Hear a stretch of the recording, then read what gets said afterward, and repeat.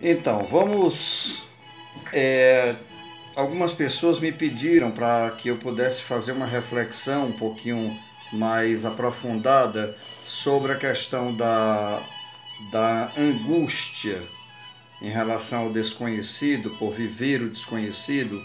E aí dizia: tudo bem, você falou da questão do ser humano como aquele ser lançado no desconhecido, mas há alguma sugestão dentro da filosofia ou mesmo que você pudesse nos oferecer que estivesse diretamente ligada ao como a gente não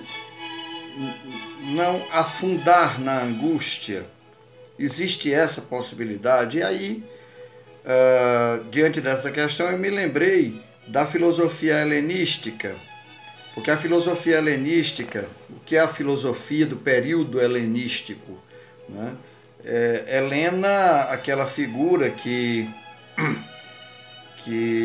foi, de certo modo, o motivo da guerra de Troia. Né? Helena, que era grega, que foi sequestrada e que teria sido a causadora provocante. Então seria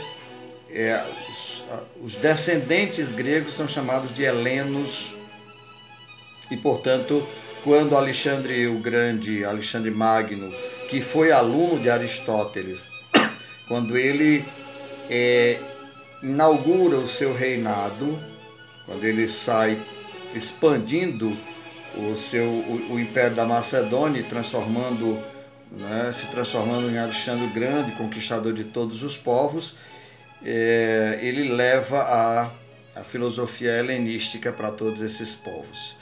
E nesse período existem pelo menos três grupos de filósofos chamados de filosofias helenísticas. Aliás, tem mais ou menos como se fosse quatro, talvez. Então tem o cinismo, tem o ceticismo pirrônico, tem o estoicismo e tem o epicurismo. Rapidamente falando, que eu não vou me deter muito, em todos eles, de certo modo, e aí por isso que me fez lembrar isso, e talvez seja uma dica interessante para nós, em todos eles se buscava a questão, a proposição da imperturbabilidade. O que é isso? Um certo grau de indiferença, de não entrega para o sofrimento, de não mergulhar nesse sofrimento, de não fazer com que as coisas do mundo possam nos fazer desabar. Nisso talvez pudesse a gente estar bastante bem assessorado por esses. Diógenes, o cínico, a palavra cínico, nós utilizamos hoje como dissimulado, né? Uma pessoa dissimulada, uma pessoa uma pessoa falsa, não é? Entretanto, a palavra cínico vem de sinus, que significa cão, não é? Cachorro, o animal, o cão. Não é? Então, Diógenes viu o seu mestre Sócrates ser assassinado, ser condenado a beber veneno, né, condenado à morte em Atenas, e o raciocínio óbvio era: bom, se a chamada civilização é esta que aí está, e esta que aí está faz com que a pessoa, o mestre que eu tenho, que é Sócrates, ele possa ser destruído, então esta civilização não serve. Portanto, eu vou viver à margem, eu quero viver longe dessa civilização. E aí ele pega um barril, começa a viver fora da cidade, fora dos muros da cidade, dentro de um barril, totalmente à margem da chamada civilização. Ele tem uma ironia muito forte, muito dura, né? Ele sai, né? Tem uma figura dele de que ele conta-se a história de que ele saiu com uma lâmpada, né? uma lamparina em plena luz do dia no meio da cidade, com a luz acesa e as pessoas brincando, tirando onda com ele, ironizando, e ele dizia: o que é que você está fazendo, Diógenes? Não, eu procuro seres humanos. Aí, não, tá aqui, ó, eu sou o ser humano. Não, se isso aí é ser humano, então você não é ser humano. Então, assim, praticava uma crítica muito dura e pregava a distância total em relação à chamada civilização, a tudo que era próprio da civilização. Então, primeira lição que nós poderíamos pegar de Diógenes, e aí tem muita gente angustiada porque, por exemplo, está fora da chamada civilização, está fora da sua sociedade, está fora do seu grupo, do grupo às vezes o grupo meio que estético, um grupo de aparência, um grupo de encontros furtivos, de encontros vazios ou pelo menos esvaziados de sentido, pessoas que vivem em função dessa grande casca de aparência na qual se transformou a nossa sociedade. Então, se viver em sociedade é viver essa angústia de estar sempre aparentando, sempre buscando as coisas da superficialidade, sempre preocupado com as aparências, então, primeiro convite, seria interessante você aproveitar esse momento de pandemia para se afastar, para entrar nesse barril, como Diógenes o fez, né? Está fora da cidade. Nós estamos numa espécie de barril, né? Eu tenho 2 episódios ligados ao cabelo. Eu acabei de botar aqui uma boina para ver se disfarça, para ver se vocês não se espantam, não chamar muita atenção para os cabelos que não tem aí barbeiro, não tem cabeleireiro, e aí incomoda o tamanho que ele está. E como eu não estou colocando aqueles tais daqueles gels, né? A gente não está colocando gel, então fica meio estranho. O meu cabelo, aos 25 anos, eu dei luzes no cabelo, deixei o cabelo com algumas coisas brancas, né? E aí meu pai olhando dizia: Tiago, o que é isso? Eu dizia: preocupação. E ele dizia: realmente você estuda muito. Eu brinquei com ele, depois disse: não, pai, eu estou brincando, esse aqui eu dei luzes no cabelo. Lá, coisa de só sendo o Tiago mesmo para inventar essas marmotas. Tranquilo. Quando da morte do meu pai, em 2009, essa história do cabelo se apresenta, mas agora no sentido invertido. Eu estava com o cabelo muito preto, e aí o impacto da morte violenta que sofreu meu pai fez com que eu ficasse muito, muito mal, e aí os cabelos foram os primeiros a responder.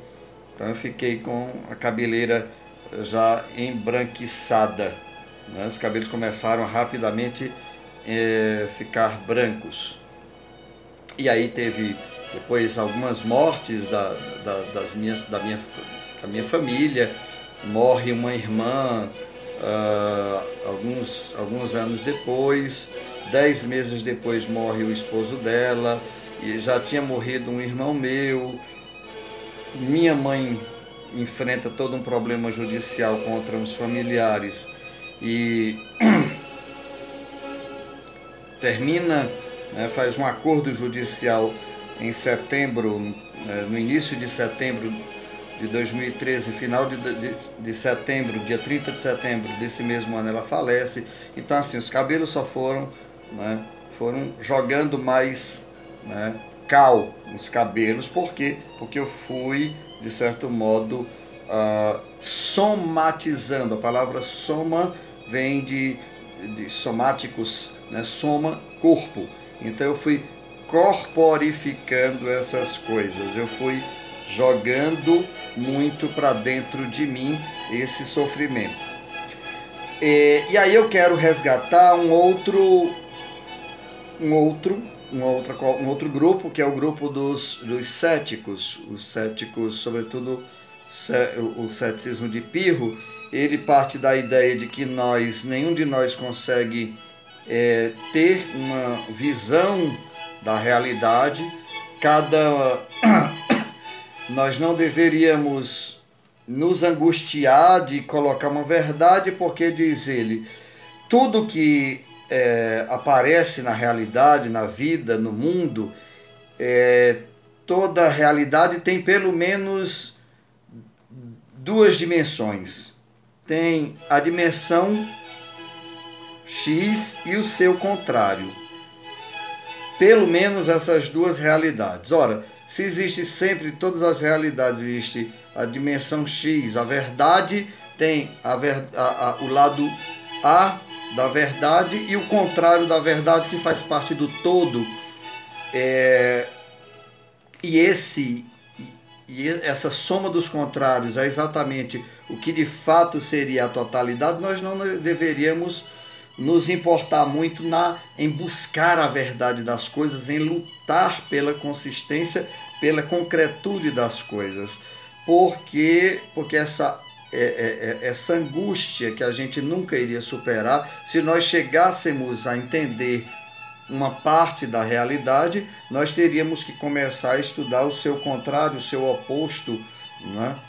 E estudando um lado e estudando o outro, nós efetivamente ainda não teríamos a totalidade, porque teria um outro oposto a isso, e o fato é que nós, né, não deveríamos buscar a verdade e não deveríamos nos angustiar com isso. Se não deveríamos buscar a verdade, não deveríamos nos angustiar com isso, nós não deveríamos ficarmos perturbados, ter a nossa mente perturbada com aquilo que os outros nos vendem, ou que nós nos vendemos para nós mesmos, como sendo as verdades duras, né, puras, inquestionáveis.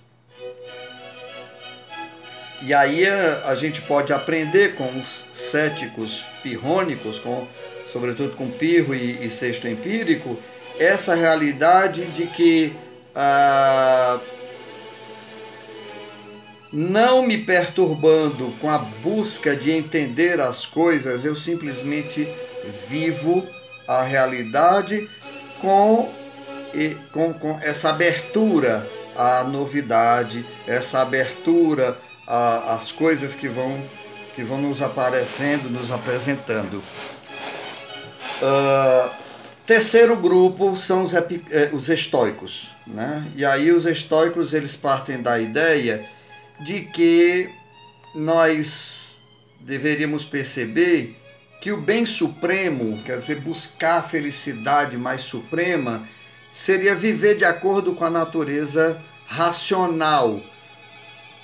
Isso implica que nós tivéssemos consciência do nosso destino e de nossa função no universo, sem que nós nos deixemos levar por nossas paixões, por nossos afetos inferiores e interiores, né? Os afetos mais baixos, ou pelas coisas exteriores. Ou seja, nós deveríamos praticar a apatia, a indiferença, a busca da imperturbabilidade. A palavra seria ataraxia, né? Que é o que propõe os cínicos, o que propõem os céticos, o que propõem os estoicos também, e de certo modo os epicuristas vão propor um certo grau de imperturbabilidade. Para eles, o homem sábio é um homem que se firma contra as paixões, contra os seus sentimentos mais fortes e contra as angústias em relação aos reveses, né, do mundo exterior. De repente estamos indo para uma direção, acontece um revés exterior e aí o ser humano tem uma tendência a se apegar àquela realidade externa anterior e agora se angustia com o revés que está acontecendo. E ele diz, há algumas coisas diante das quais nós não deveríamos nos perturbar, né? Existe uma espécie de destino absoluto do mundo. Há algumas coisas contra as quais eu não posso lutar. Eu não deveria me perturbar. Então, assim, que você pudesse, num primeiro momento, motivado pelos estoicos, pensasse o seguinte, definir-se moralmente sem a necessidade desse mundo externo, desse mundo já dentro das realidades bem organizadas, né? Você deveria viver como cidadão do cosmos, aceitando determinadas coisas que necessariamente acontecerão na sua vida. Imaginemos a seguinte situação: tem gente que vive angustiada com a morte. Eu vou morrer. Com a velhice, eu estou envelhecendo. Eu estou isso, eu estou aquilo. E vai se angustiando cada vez mais com as coisas contra as quais ela não pode lutar. Então, não deveria estar tão perturbado com coisas que não tem por que você se perturbar, porque simplesmente você não vai conseguir mexer, não é? E aí uma outra e a última das correntes de pensamento seria exatamente os epicuristas, que pressupõem que não existe uma intervenção divina nos fenômenos físicos, nem na vida concreta do ser humano. E, portanto, nós somos libertados de uma realidade de castigo, de pena, desse temor de algo sobrenatural que pudesse nos afetar, não é? Que pudesse mudar as coisas. Então tem muita gente que acaba ficando muito angustiada porque acha que é castigo de Deus a pandemia, que é fruto de forças sobrenaturais, que é castigo porque as pessoas fizeram isso, porque as pessoas fizeram aquilo, né? Tem gente muito radical aí até falando, olha aí, que estavam brincando com Jesus, estavam brincando com Maomé, estavam brincando com isso, brincando com aquilo. E estranho que em todos os lugares do mundo estão pagando todas as pessoas. Inclusive é contra a ideia do cristianismo essa história de pena, de castigo. Deus, para Jesus Cristo, não é o Deus castigador, Goel, vingador do Antigo Testamento. Deus é exatamente a figura melhor para você definir Deus, é o pai do filho pródigo, que já está com o abraço preparado para o filho no mesmo instante, no exato instante em que o filho começa a praticar o mal, em que o filho começa a fazer as coisas erradas. Então, para Epicuro, que dá origem aos epicuristas, o bem é exatamente o prazer. E aí, existem muitos prazeres que estão no mundo, mas ele diz assim, eu deveria evitar ficar desesperado para buscar os prazeres exagerados, esses prazeres que duram pouco.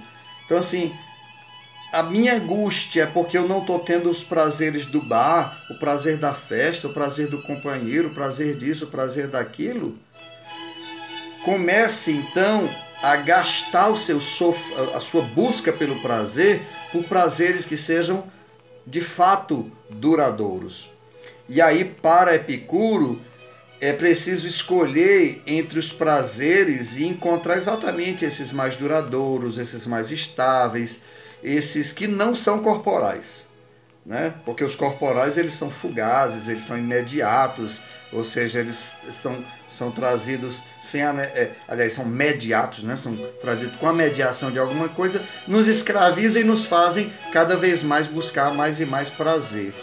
Eu deveria então buscar os prazeres espirituais que trazem exatamente a paz da alma. Então, para o epicurista, você poderia alcançar o bem quando você, retirado, né, da vida social, sem cair no temor do sobrenatural, encontrando em si mesmo ou rodeado por um pequeno círculo de amigos, você encontra a tranquilidade da alma e a autossuficiência no sentido de perceber que você é capaz de guiar sua vida sem precisar que alguma pessoa esteja te guiando. E, o que é mais importante, sem você buscar aquilo que é passageiro. Em todas essas situações, então, a gente pode aprender o que? Eu tenho que buscar aquilo que dura, aquilo que ultrapassa, não sofrer com aquilo que eu não tenho domínio sobre ele, sobre essa realidade, você deveria se perguntar isso.